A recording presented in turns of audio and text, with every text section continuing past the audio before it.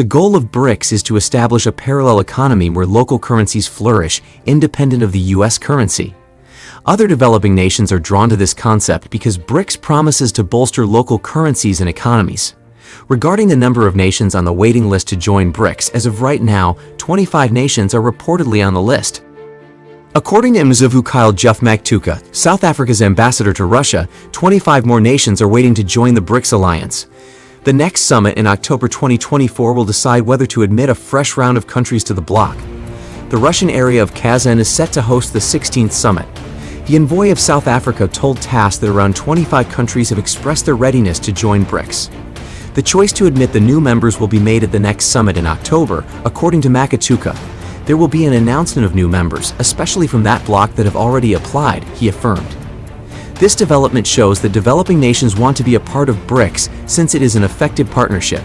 A few developing nations seek to fortify their domestic economy and break free from reliance on the US dollar.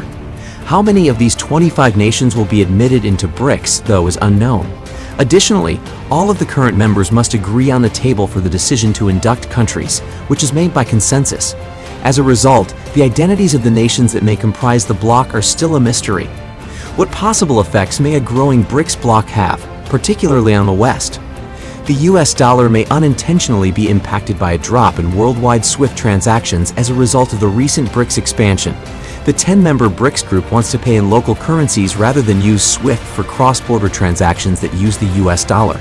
The development increases the strain on the SWIFT payment system, which causes a drop in Brics settlements denominated in US dollars. The first person to alert us to the dangers Brics pose to SWIFT in the US dollar was Florida Senator Marco Rubio. More nations will break their connections to the US dollar and the international SWIFT payment system as a result of the Brics expansion. In order to pit developing nations against the US and other Western nations, Brics members combine their foreign exchange reserves and lend billions of dollars in easy money, he claimed. The senator went on to say that the extension offers them greater authority to oppose the US dollar and the SWIFT system. Rubio stated, "This doubles the trade group's size, enhancing its attractiveness as an alternative to the financial system led by the United States and Europe." As developing nations come together, the United States is starting to have fewer friends and allies. Along with the Brics, a few other nations are furiously angry with the United States for its international policies, which unintentionally damages their own currencies and economies. They devised a scheme to overthrow the US currency as a result of measures that were detrimental to their nations.